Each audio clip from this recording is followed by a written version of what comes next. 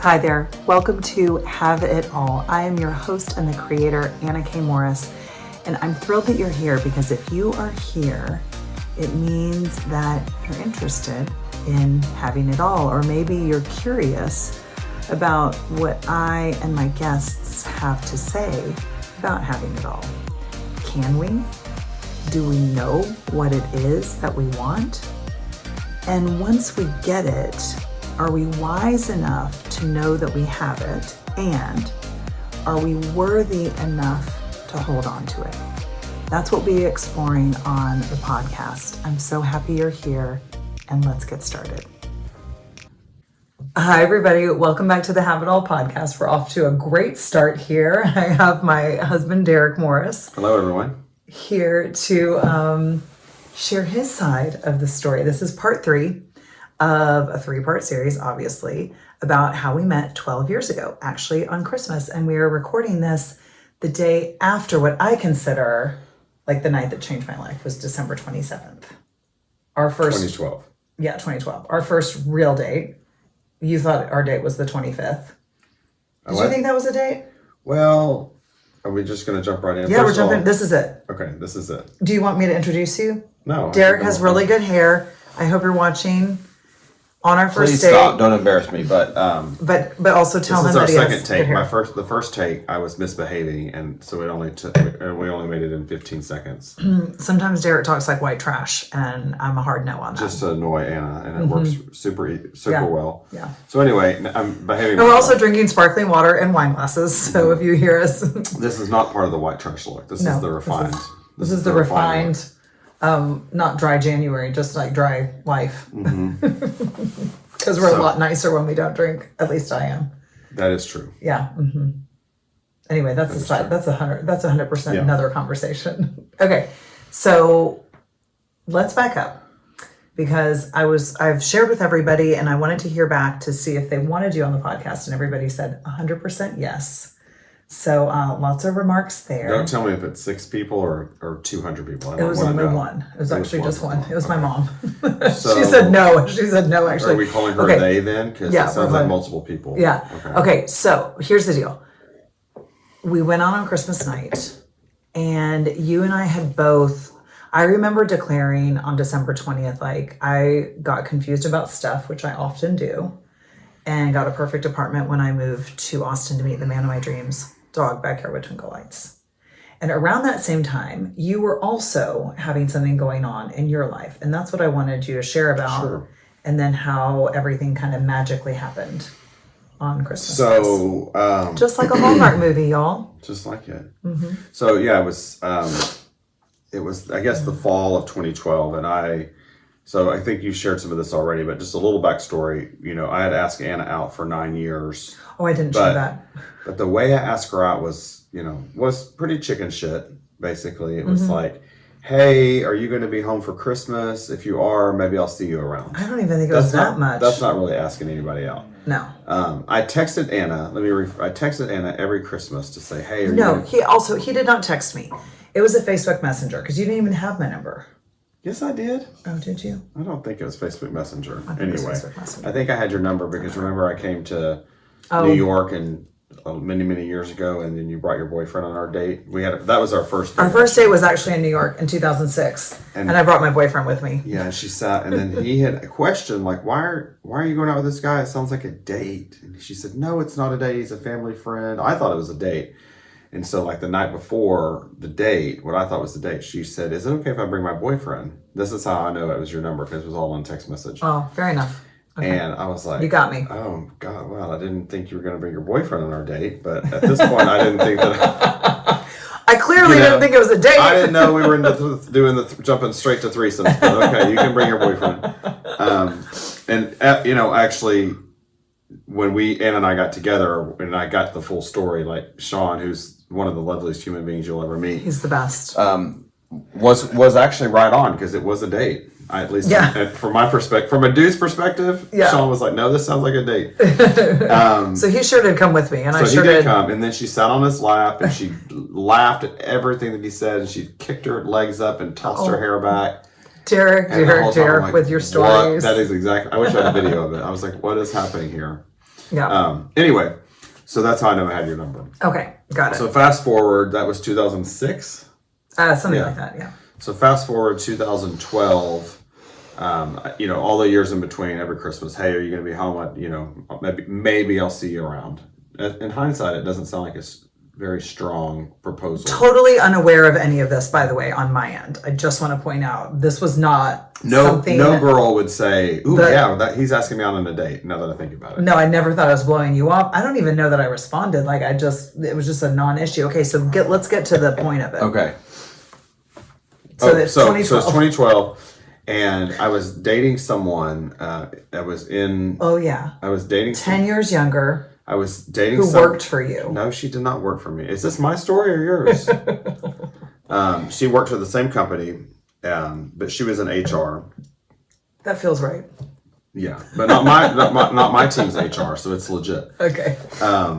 Anyway, lovely girl, and she and I guess you'd say we're Facebook friends, and she's gone on to marry and have a couple kids and all that good stuff, but it just wasn't the right relationship because we were 10 years apart. And it's one thing if you're 40 or 50 or even 50 or 60, but when you're 35 and 45 or 35 and 25, that's a huge difference. Yeah. And so it was like right before Christmas, and I called it off with her, and I was just in this sort of... Because you had to get her a present. And the question becomes... Yeah, this sounds... I'll tell this story because people think, it sounds like I'm being cheap, but from a guy's perspective, and maybe some women, I don't know. We want your perspective. That's why you're here. When you're buying a present, it's like, okay, what is the message I'm sending here? Am I buying a diamond tennis bracelet because I really want her to know that I'm in this... When am I going to get one of those? For our 20-year anniversary. You're like, not 15 is too close. Is it jewelry or is it a gift card to Starbucks? Ooh, why would you ever give me anyone a gift card to Starbucks? That's a joke. Unless it's a professional. But so Christmas time was coming up, and I was like, okay, so we are dating. I just want to say I also love gift cards to Starbucks. So I just want. So I just. You can give Anna a gift card to Starbucks any day of the week. Totally fine. Or a tennis bracelet, either one. I'll take it all. Are they interchangeable? I love presents. I'll take them all. Okay, keep going. So anyway, and so that kind of made me realize, like, this is not a relationship that I think was really serving either one of us, actually. And we both. But she got you to quit smoking, so I'm a huge fan of hers. Okay, sorry. Okay. That was the part I wasn't supposed to share because your mom might be listening. Yeah. Oh, well, I think she already knew. Okay. Sorry, Terry. I would have an occasional cigarette. So going on with the story. So I went over to her house and like called it off right before Christmas because I was like, this just... she was real mad at you. She was not very happy. At least that's how it occurred to me. And she was a really pretty girl, so it's possible that she'd never been broken up with. What, you think pretty girls can't get dumped? I'm just saying she was a sweet girl and a pretty girl. Oh, she's 25, so maybe not yet. Yeah. Maybe you were her first. Maybe. Anyway, she didn't like that very much. So I was really in my head about it, and I was driving home. It's a 2.5 hour drive, and I was driving home, and... Well, I just want to jump in and say, Derek is a middle child of 3 boys, and you cannot stand conflict. I do not like conflict. He does not. He is like the ultimate peacekeeper. He's constantly like, hey, if I'm upset about something, he's like, hey, have you thought about it this way? Like, you're always like trying to keep the peace. Yeah. You're very, very good at that. So for you to go and like break up with somebody, of course you did it in person because that's like, first of all, a lovely thing to do. Yeah.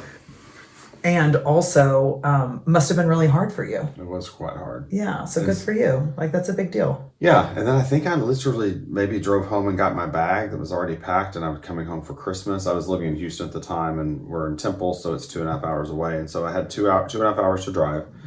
And I remember I never turned the radio on one time. I just sat That's a big deal for you, sat with my thoughts for 2.5 hours. And I remember exactly where I was, like on the road, what part of the journey I was on when I had this realization that I was like, I've got, I was 35. My career was going great. I have, great friendships, and my social life I was happy with that. And you just bought your dream house. I just bought a house, my dream house, in the neighborhood I wanted to live in, and I got the car that I wanted. I'd just come back from... Oh, no, I guess I'd been back from an overseas assignment for a couple of years at that point.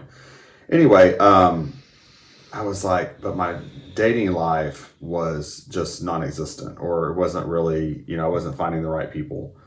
And that expression or that saying or that advice that says like, if you want a different result, you've got to do something different. And I remember thinking like, well, I definitely want a different result.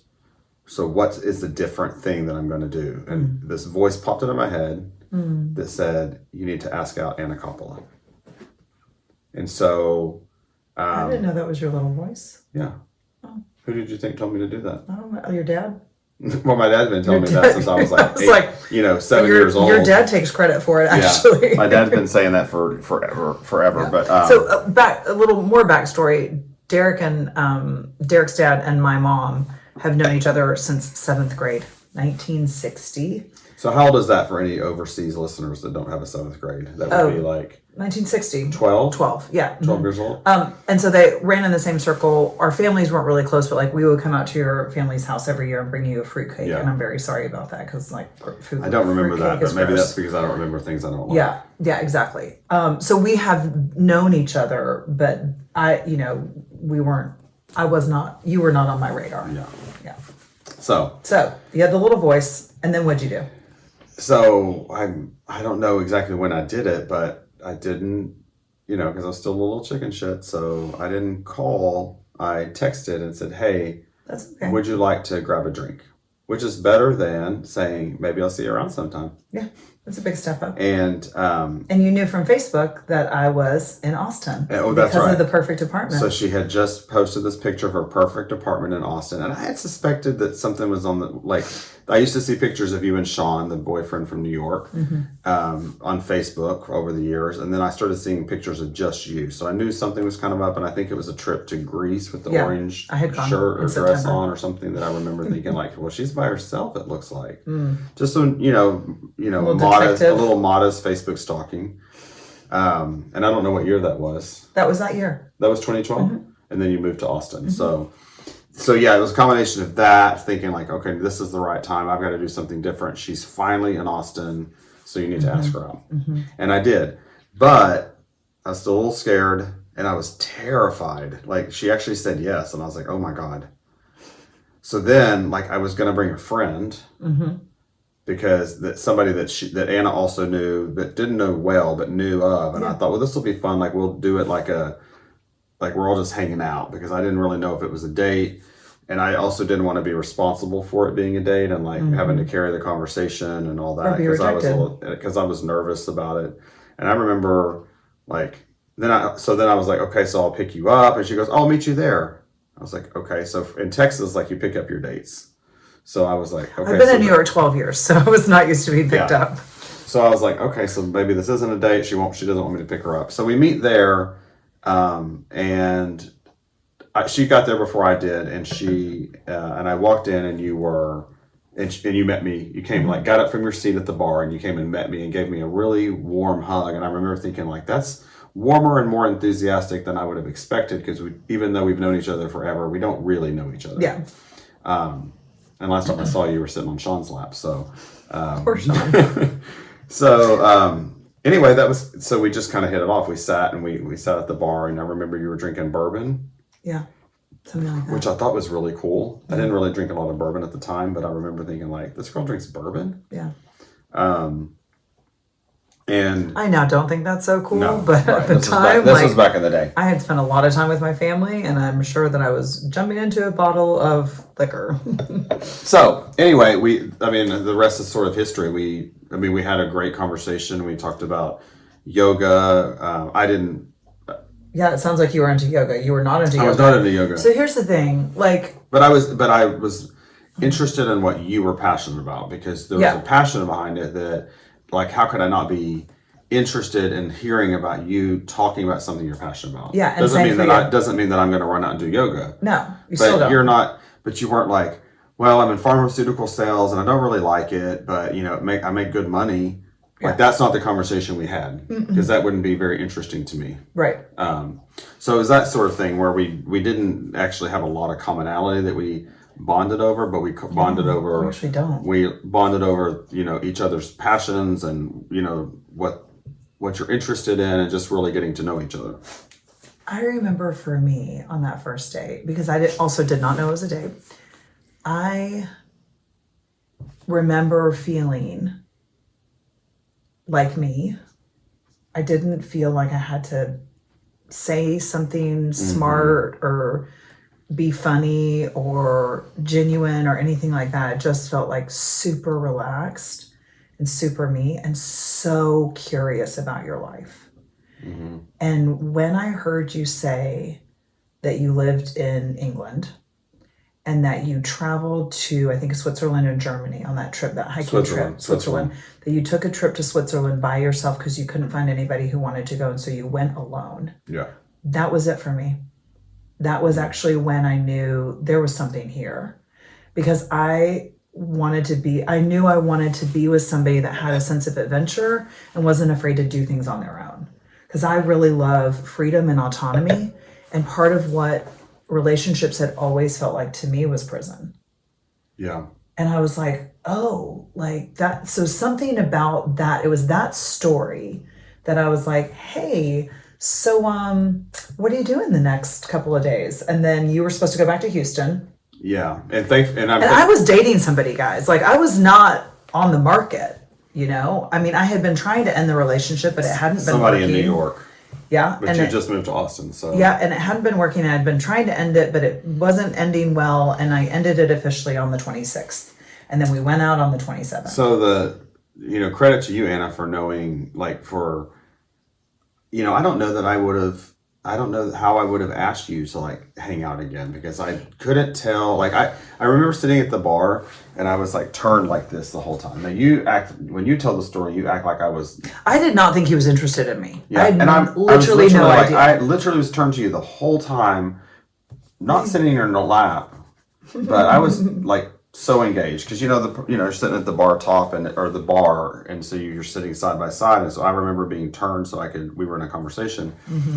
But even when we, I don't think either one of us knew, like, what is this? What are we doing here? Is this a date? Or is this, I just we're just knew, talking? and this is something that I coach everybody on, whether you're looking for love or you're looking for a new job or whatever it is. How you feel should inform everything. I think when we get into trouble is when we start thinking too much. Yeah, I would agree with that. Right? And then if we can base our decisions off of, like, how we feel with our gut, your little voice, like those kinds of things, it really never steers you wrong. It might be inconvenient. It might be hard. You might not know how to do it. So I said to you, what are you doing in the next couple of days? You were going to say something else. Yeah, I was going to say something, because something you just said made me realize what I think it was for both of us. In the moment, there, we're sitting at this restaurant in Temple. It was not a restaurant. It was a pub. It's a bar. It was a bar. Oh, no, we were at we were at I thought we were at Brian's. Cheese. We were at a Brian's. Okay, it was a smoky bar. It was a smoky bar. It was gross. Okay, but I think what's interesting, knowing what I know about myself now and what you know about yourself, is like you were looking for somebody that wouldn't hold you back. That would ground, like, that would adventure with you and ground you, but not hold you down. Yeah. Right? Tether you, but not to not to the ground. I was not even looking for grounding. I know how to ground myself. Yeah. I was looking for somebody to laugh and share my life with. Yeah. Who was doing the same in his own life. Sure. And then we would overlap and do cool stuff together. And not feel that you were tethered or stuck. No, yeah, right. Exactly. And I remember thinking in the conversation with you that night that, wow, this girl's going to teach me how to live. I remember thinking, even though I had done cool things and lived abroad and done lots of traveling, like, I think I wasn't very adventurous in trying new things. And here we are talking about yoga and Kripalu and all this kind of stuff. Sounds like you want to go do some yoga with me, which you don't do yoga. No, but I do have some hip problems. I'd like to work out. Okay, that's another episode. Just to be clear, we have a 5-year-old and a 2-year-old, and I've been putting together Christmas presents, and I get off the ground, and I'm like, oh my God, this hurts. Yeah. So, anyway, what were we saying? Back to the story. So I said, what are you doing in the next couple of days? Yeah, so you asked me that, and I was going back. I remember this because I was working like mad hours at the time. In my corporate accounting job. And I remember that I was going home back to my new house that I just moved into that year, I think in April. And I was going to sit on my couch and do nothing and maybe get in my hot tub and watch, and then, not in this order, I guess. I was going to basically binge watch shows, maybe get in my hot tub and just chill and just be by myself and not work and just relax. And you asked me what I was doing, and I was like, and I sat for a minute and thought about it. And I remember being like, oh my God, she wants me to like hang out with her. Like, can I, like, I was just so worried I was going to screw it up. Really? So there was a part of me that's like, I'm going to go back to Houston, because if I'm back in Houston, I can be a little bit distant and like, let's just let this play out. But because I don't want to screw it up. It had taken me 9 years to get you to go out with me. So,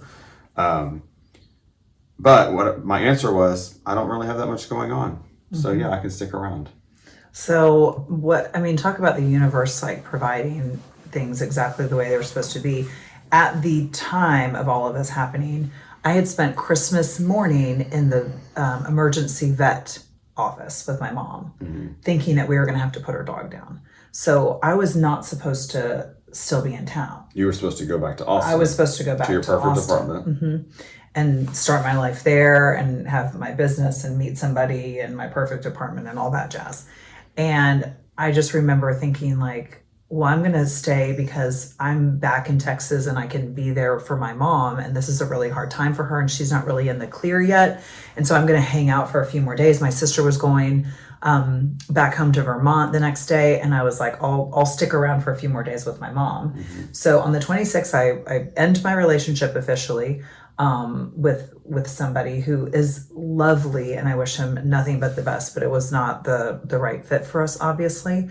And then we went out to lunch on the 27th. Super innocent, no big deal lunch. I had a meeting at 4:00 in Austin. Yeah. Like it was supposed to be like a couple hour lunch, and then I was on the road. My bags were packed into my car. I think we were supposed to originally go out on the 26th, but we both had it was always the 27th. You were up. We were both up really late. You had an early morning to take your sister to the airport. I had a big work thing to do on the 26th, something to finish. And so ultimately that didn't work out. And we were going on the 27th. But had to make it an early thing, like lunch, because you had to get back to Austin. I'll never forget this. We're 20 minutes into lunch.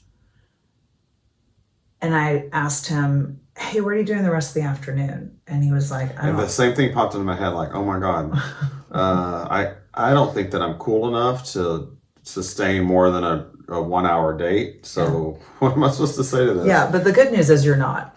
Correct. But I am. But I totally am. So I could hang with myself for that long. So. I can say that. I can see that. So I remember you said, yeah, I'm not really doing anything. And I was like, if I cancel my 4:00 meeting, would you keep hanging out with me? Yep. And you were like, yeah, I would. So I canceled my meeting. Terrified. But what am I going to say to that? Like, no.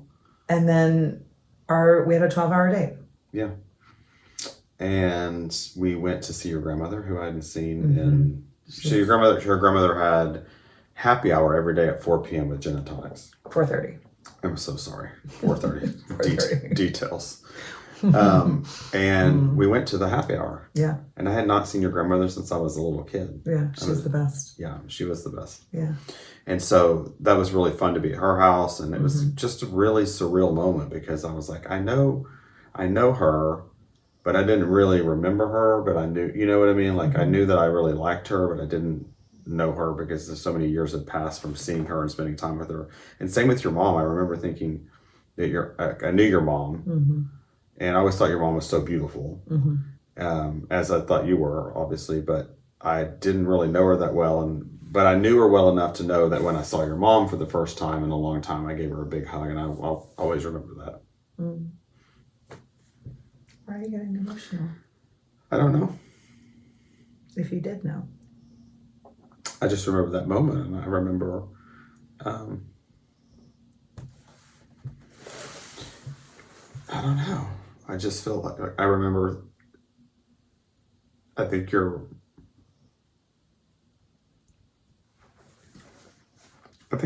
something about your mom has always maybe felt maternal to me. Sorry. So. You don't have to apologize. Yeah. That's so it was really like familiar, and it felt kind of like coming home. And I have a great relationship with my parents and my mom and my dad. So it wasn't like there was something I needed, but I think I just always had this vision of what a mother-in-law would be. Okay. This is where you have to carry. This is where I you have jump to carry in. the- I mean, people don't want to listen to me sniffle. Okay. Okay. So this is where you jump in. We really like to cry in our family. Yeah, So we had a 12-hour date. we did. And I remember after dinner, we were going to a movie. Oh, so we did the happy hour with your Yeah, we grandmother. did a bunch of and things. then we went to dinner. Yeah, it was boring. Went to dinner and we were in the parking lot. But before that, I think you said something to me about not talking all the way. Oh yeah, Derek talks a lot. And I remember thinking like he's really talking a lot and I just wonder if he can be quiet. And this is like on our date and I was like, hey, like I have an idea. When we go to the movies, Is this what you're doing with? This is what you're doing with Jack now. yeah. Hey, on the way to the movies, let's play the quiet game. Yeah. Why don't we not talk? Because you're really uncomfortable with silence and I really surprisingly you wouldn't know it listening to this podcast, but like I really love silence and I have long periods of silence and it feels really good for me. So I said, why don't we not talk on the way to the movies? 20-minute car ride. Yeah. And Derek was like mortified of that. And I was like, whoa, this sounds great. I love just like resetting.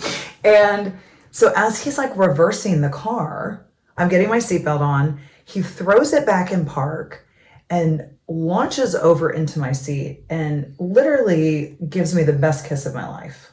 I mean, we've had some really good kisses, but like nothing's better than that kiss. And I remember in that moment thinking, I'll never kiss anyone else again. Like this is it. This is my last first kiss. And then we drove to the movies, Django Unchained, which Very is like romantic. super If you've not romantic. seen it, it's a great date movie. I love Quentin Tarantino, and so that was really great. You picked the movie, and I I did remember pick the thinking, like, movie. this girl is badass. I really love Quentin Tarantino. Anyway, Yeah. And it balanced out all the schmoopiness, right? Sure, Because sure. that was a lot going on. I needed to like get some blood and guts in there. So we had this kiss, and then we drove there, no talking. Yeah, it 'Cause was great. It was so good. There was a lot to process. And then I came home, it was about midnight, and my mom was in the kitchen. And I was like, Mom, I think I'm going to marry that guy. And she said, And she said, Anna, you say some really crazy things. Because I've said some crazy things. And she said, but I actually think you might. yeah, I think you just might. And that was it. And that was it. And then you came and stayed with me on New Year's Eve. Yeah, so that was the 27th, and Mm-hmm. then we made plans to see each other New Year's Eve. And then That's another episode, or? That's probably another episode. Okay. And then you fell in love with me. But not before you fell in love with me. But We that's fell in love also- at the same But time. that's also another episode. We fell in love at the same time. So it's interesting, I skipped over this, but on Christmas night when we Mm-hmm. were driving home, I tried to, when we left, it was like, we were out, I guess fairly late, because it was like 1 o'clock maybe. Yeah. And I said something about what are you doing tomorrow? And you said, I have to take my sister to the airport. We have to leave at 4 a.m. And like, I'm in panic mode. I'm like, you have to leave right now. Like, close the tab. Let's close our tabs. Like, we have to get you home. And we didn't rush out the door quite that quickly. But when I went to go walk you out, of course, I thought I'd walk you there and be faced with this situation. Like, do I kiss her? Is this a date? What does she think this is? But you made that easy on me because you said, oh, I'll just walk myself. I'm just right over here. Bye. Yeah. Well, because you have to keep in mind, and I've said this in part one, I think, I don't know, maybe in part two, I don't remember, but like, I had cheated on every boyfriend. That's true. So there was no kiss at the car for me. Like, I was not going to do that. While I wasn't necessarily in like I wasn't in a boyfriend-girlfriend relationship. Like, I was clearly dating somebody, and I was not going to make out with you. That was not what was happening. And I was still like, is this a date? I wasn't sure that you were into me.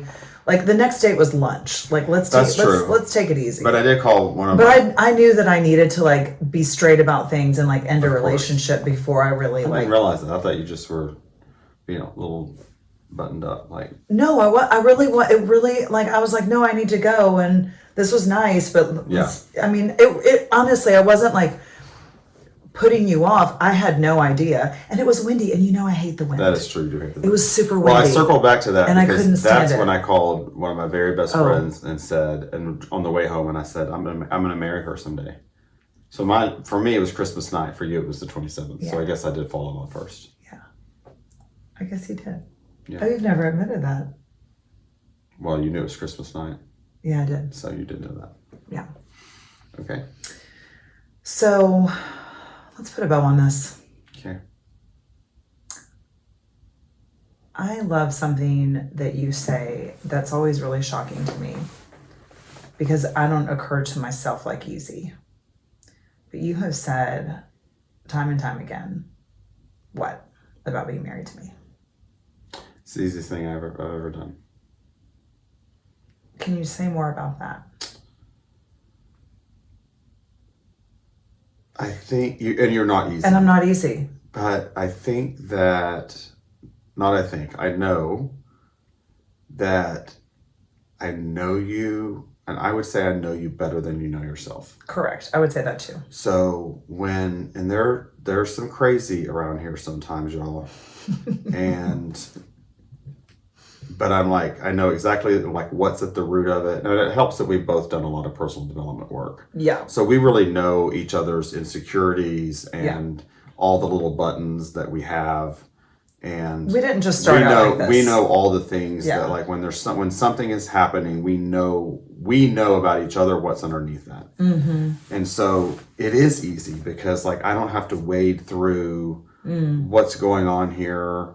Like I just know you. And I know like when something's going on that I don't like or you don't like I just know what's underneath it and what's at the cause of it. Yeah. And then we can just go straight to the cause of whatever the situation is. Yeah.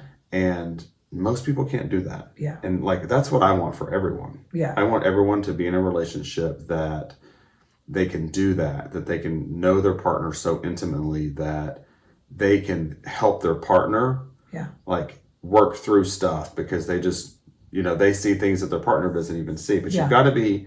Did you know yourself that well first? No, I don't think so. 100% no. No, I know, but you did the work on yourself first. And was it through that you figured me out? I think, yeah, for sure. For sure. But we also did that early on. All this. A week into moving in with you. Yeah. I mean, just to give you a Reader's Digest, like I moved in with him a month after we started all this. Two. I told you I was moving in with you a month later. Not to split hairs. No, sorry. But I told you I was moving in with you. I also never talked to him about it. I just ended my lease and booked the moving van. Yeah. And did not talk to you about it. My best friend Carrie was like, is he freaking out? And I was like, why would he freak out? He told me he was in love with me. Like, he said he wanted to have babies with me. I figured I was moving in with him. Like, what's the big deal? She was like, that's crazy. You've hung out like 3 times. Like, because we were long distance. Yeah, that's crazy. I was like, oh, well, I just don't want to live in a separate city. That seems weird. And he loves his job, so I'll just move there. It was like not a big deal. Yeah. I feel like we have enough time. I feel like we should wrap it up.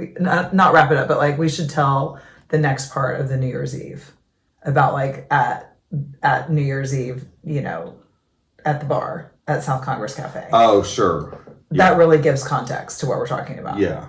Was that New Year's Eve that we went to South Congress? Yeah, it was. Mm-hmm. And that's when I came into town? Yeah. You'd come in the night before that. I'd come in the night before. Yeah. And I've been with a bunch of my college friends, and we really like to stay up super late and imbibe. Jerry. Derek. Who's Jerry? Sorry, we have a worker named Jerry. It's not. No. You got feelings? Derek. Stop, I don't. Anyway, I showed up for our third date at your whiskey hungover. I was whiskey. It was gross. I thought you liked bourbon, so I brought. Gross. I was sipping on one small glass. Like that's not what you showed. Anyway, let's fast forward to the interesting part. So, we were at South Congress Cafe in Austin, and we had an amazing day together. And let's just tell them the truth. We spent the whole day in bed. Okay, we had an amazing day together. Our kids might listen to this one. I don't care. They should know. And we were at South Congress Cafe, and what we must have been talking about. I think you. Oh no. Sorry, I'm getting my stories mixed up. I went to the bathroom. I remember needing to go to the bathroom. I went to the bathroom, and I came back from the bathroom, and for some reason I felt like I needed to say this, and I sat down. You had asked me earlier in the day if I was going to fall in love with you. And I turned it right back at you and I said, I don't know, are you going to fall in love with me? No, I said very clearly, in the shower, what are you going to do when you fall in love with me? And you said, what are you going to do when you fall in love with me? And I was like, what the fuck is he saying? Because I don't do that. You were not expecting that. I was not expecting that.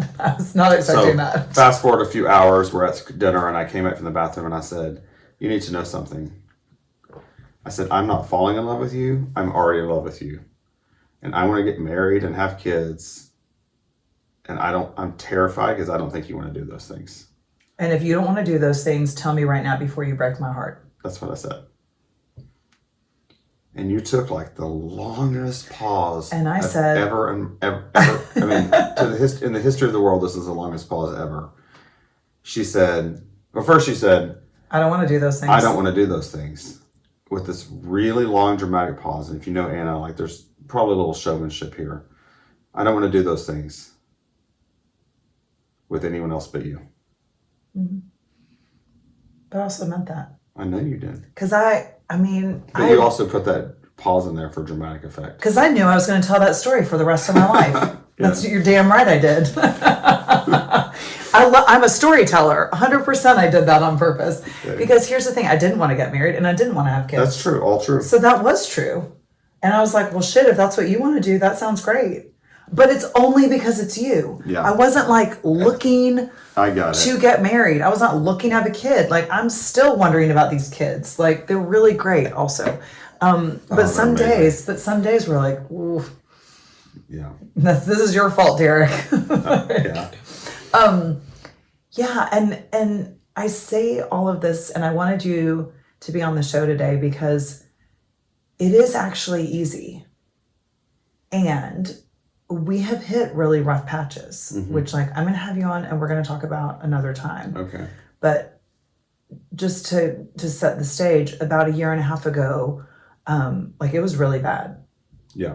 And I remember that day in the pool, and my mom said to me, because I was really upset, and I was saying like, I don't know if I can do this. And my mom was like, oh, Anna, come over to my house. You're going to say something you regret. And it instantly snapped me into action. And I was like, no, Mom, I'm not living in a marriage where I can't say exactly what there is to say.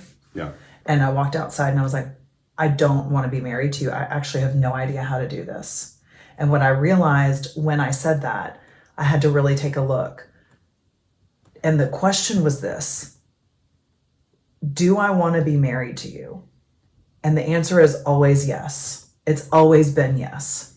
And I really didn't like how it was. I didn't like who you were being. I didn't like who I'd become. And I had to get off of the blame train. Oh, yeah. Because I was so angry with you and pointing the finger at all the things that I was mad at you about. And I had to realize my participation and my silence in my own life had contributed to where we'd gotten. Yeah. And that is not fun. And it took months. And it's only now that I can really talk about it, quite frankly. Yeah. And that's the kind of relationship that I want for everybody. That you can say like, I cannot stand you. I don't know how to be around you. And I still choose you. And that pisses me off right now because it would be easier in some ways to not. Yeah. But I love something else that you've always said to me, which is you love that you're never bored. Oh, did I always say that? Yeah. I'm never bored. Yeah. Whenever I ask him, I'm just like, is it really hard? Is it really hard to be married to me? What do you say? Well, it's not hard. And I always say, well, I'm never bored. I'm never bored. Yeah. You said, I love that I never know what you're going to say. Yeah. What? I'm just thinking about that. Yeah. Yeah. Is there anything else you want to say before we end up the show? Well, thanks for having me on. Thanks for being here. I know this is not always your favorite thing to do, but I think it's really helpful for people to hear. I think it's great. I've really enjoyed it. Yeah. Maybe I'm getting better at it. I think you've always been good at it. What are you talking about? I think our Happy Karma Home show has got me out of my shell a little bit. Yeah. If you guys don't know, we have a design build company, and that's Derek's primary business. And we have some really ridiculous YouTube shows and I like to be silly and kind of poke fun at you a little bit, and I'm kind of like the court jester. I'm probably like I don't compare myself to Chip and Joanna, but I'm like you know how Chip's kind of funny and he's always joking around like that's me. But today I've been on my best behavior because I feel like I always joke at you. Oh no. Oh yeah, that's probably true.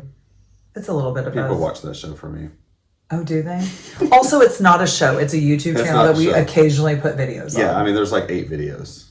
No, I think there's more than just that. kidding. But it doesn't matter. It doesn't matter. Okay. But no, this has been really fun. I just want to point out that when it's aligned and when you've done the work, okay, dude, Leave him calm alone. down. It is actually really easy. Yeah. Like us getting together was the easiest thing I've ever done. And you asked me out for 10 years, so trust me, I made it hard. Yeah. But a lot of that was because a couple things. First of all, I didn't see that I was worth it. The kind of love that you were able to give, like I didn't feel worthy of that. I hadn't had it modeled in my life. Yeah. So secondly, I actually didn't believe it was possible. Yeah. So you first have to believe that it's even possible, which I did not. And then second, you have to believe that you're worth That you're worth it. that you're worth it. So it's really a 2-part process. And that's what we're going to be addressing in the Love Yourself Summit. Yeah. Yeah.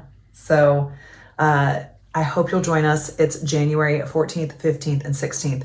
I've got 12 guest speakers with a special 13th guest speaker, Derek. He's going to come on and do a live coaching session with the VIP group. Which is on the Wednesday. Oh, sorry, It's on Thursday. The third day. Yeah. So so Tuesday, Wednesday, free for everybody. Sign up. If you want to upgrade, it's only $37 to upgrade. We're going to do a vision board workshop. You're going to get a live coaching session with me, and you're going to get an interview with Derek, and you're also going to be able to ask him questions, because a man's perspective is great. Yeah. Even though you're emotionally sometimes more aware than I am. I have a high emotional He does. EQ. He EQ? does. High EQ? EQ, yeah, you do. So that's going to be January 14th, 15th, and 16th. You can sign up on annakmorris.com/Love Yourself Summit, and feel free to give me lots of comments about the summit page, because Derek designed it. I have a designer, Rebecca Rankin, who designed it, and then Derek tightened it up, and it looks totally flawless. He's And then have to do it from scratch. Thank you, Rebecca. Derek loves that Rebecca did the heavy We're going to lifting. make a nice team. Yes, you guys are now the dream team, Yeah. because She did 95% of it, and then I just did some tweaking, which is kind of the way I like to work. it's perfect. So thank you for that. We're both delegators, I guess. Yeah, yeah. So something that I firmly believe, and the reason that I know our relationship works, is because we love ourselves first. And whenever you're feeling off, like I'm a huge supporter of, like, you go and do what you need to do to get yourself right. Yeah. But, you know, I cannot do that for you, and you cannot do that for me. Correct. And so what I love that my friend Sally Maxwell says, she's a relationship coach who also works with her husband. She says, autonomy is the magic elixir. And I just think that's so true. Yeah. I just want to say something else about that, because this happens like very often. In fact, it happened today. And I went, I kept the kids this afternoon, I guess, and Anna went out and did some personal errands, some personal. I got my nails done. Yeah, some personal matters. And she came home, and maybe just instinctively, and this is probably what women say, is like, thanks for letting me do that. Yeah, I did. It was weird. And when I did it, we were both like, what? That's weird. Why did I do that? But I knew early on in our relationship, like, you know, you were so big into yoga. You do less yoga now than you did at the time. At the time, you did a ton of yoga. And I knew that if you didn't do yoga once or twice a week, it was hard. It was hard on us. It was hard on me. Yeah. And I knew that I liked you better when you did yoga. I like you better when you journal. And so for me, it's not a question of like there's not a question as to whether or not I would cover the kids for you to do yoga or go to a yoga class or to journal every morning. I cover the kids for an hour every morning. And it's the craziest part of the day, right? It's crazy. But and he does it. Like taking care of yourself, loving yourself first is the only way that you can give your truest version of yourself to your partner. Yeah. And so my life works better when you're recharged and you're fueling the things that allow you to be your authentic self. Yeah. So if that's yoga, journaling, going for walks, like, of course I'm always going to support that. But we have this sort of mentality that you have to like that, especially I think in this man-woman dynamic where, you know, the woman might feel like she has to ask, can you watch the kids while I go do these things? Yeah. And for me, it's always it's not really a question. I mean, it's a question in the sense of like, what's my schedule and do I have the availability and let's coordinate on that. But I'm always like, yes for that. Yeah. Because I know that it's the only way that we can have a relationship that works. And I hope that everyone out there understands that, and I hope that men understand that women need these things and vice versa. Yeah, and vice versa. But I think culturally, like, men kind of, I know this is a very broad statement, but like kind of do what they need, what they want to do. Y'all sure do. And women feel like they need to ask permission, and it doesn't have to be like that. Yeah. Because everybody has wells that they need to fill up in order to give themselves fully to their relationship, to their jobs, to their families, to their friends. And so it's important that everybody talk about what it is they need for their, mental health, to reset their adrenals and all that. And then, like, as partners, let's make sure we make that available. Mm-hmm. Yeah. Okay. I love that. Thanks. That's my little soapbox. All right. Well, thank you so much for doing this. Thanks for having me. We're going to go on a date now. The kids are gone. We've spent our time with you on this podcast. But don't worry, we're going to be in our stretchy pajama pants by 8. Probably. Okay. I love you guys. Thanks for listening. Don't forget to go sign up for the Love Yourself Summit on AnnaKMorris.com. And I will see you on the next podcast. Bye. Thank you so much for being here. It is an honor and a privilege to have this conversation with you as we expand in the world. What is it that we want? Do we believe that we can have it all? I hope this episode gave you some insights and some things to think about, and most importantly, some actions to go and take in your own life. If one of those actions is reaching out to me, I'm so thrilled and honored. You can always find me on my website, AnnaKMorris.com, and you can always send me an email, hello@AnnaKMorris.com. DM, texting, if you have my number, any of that is great too, and I would love to be in touch with you and help you have it all. I love you, and thank you so much for being here.